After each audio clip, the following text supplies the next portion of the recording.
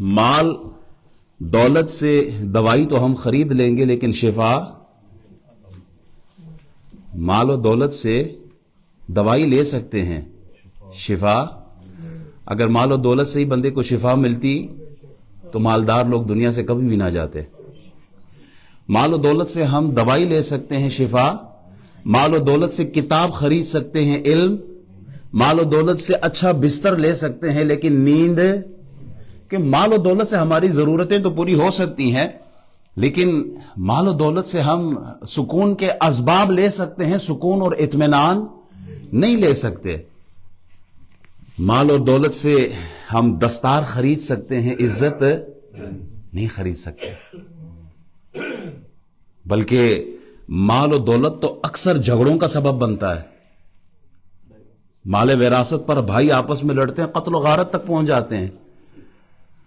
تو اسلام ہمیں یہ درس دیتا ہے کہ مال اور دولت یہ ضرورت ہے، اس کو مقصد نہیں بنانا، کیونکہ انسان کی جب موت واقع ہوتی ہے تو مال سب سے پہلے بے وفائی کرتا ہے۔ مال آپ کے قبر تک ساتھ جاتا ہے، قبر کے اندر نہیں جاتا، جبکہ عمل صالح نہ صرف قبر تک بلکہ محشر کے روز بھی آپ کے ساتھ کھڑا ہوتا ہے۔